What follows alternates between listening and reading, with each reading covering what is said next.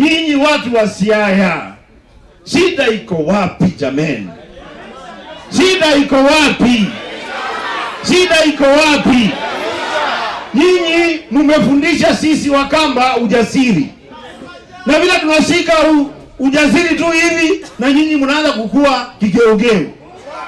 Sasa watu wote, nataka nisema na wili ya kwanza, and this I want to address my colleagues in the National Assembly, the leadership, kwa sababu ndugu yangu kiongozi wangu Opio yuko hapa, Chairman Bandi yuko hapa. Tusiharibia watu wakati. Kama mtu ameama chama na ametusi chama, enda pale bunge, toa yeye kwa chama, tufanye by election hapa. Ama mnasema nini nyinyi? Wazungu walituambia choices have consequences. Wewe ukiamua kufanya maneno yako, ujue there are consequences to the choices that you make. Hawa watu wa game mulifanya election, mkatuma mjumbe kwa bunge ya National Assembly aende akatetee nyinyi na shida zenyu zile mko nazo.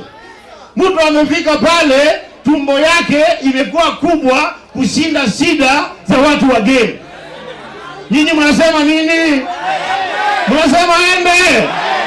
Aende. Mtanituma salamu nifikishie Kalonzo Musyoka.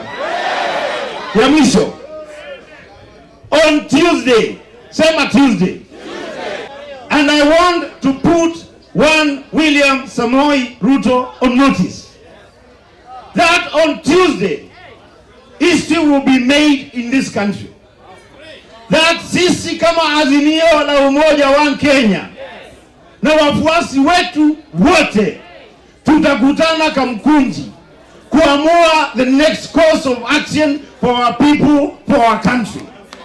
Na mimi Wakamba wameniambia nikuja niwaambie watu wa Siaya, wao on Sunday wakimaliza maombi, kwa sababu hii serikali imewafinya kiasi ya kwamba they cannot even afford fare ya kuja Nairobi. On Sunday after church wanaanza kutembea wakikuja Nairobi, tukutane Tuesday tuamue the future and the destiny of our country.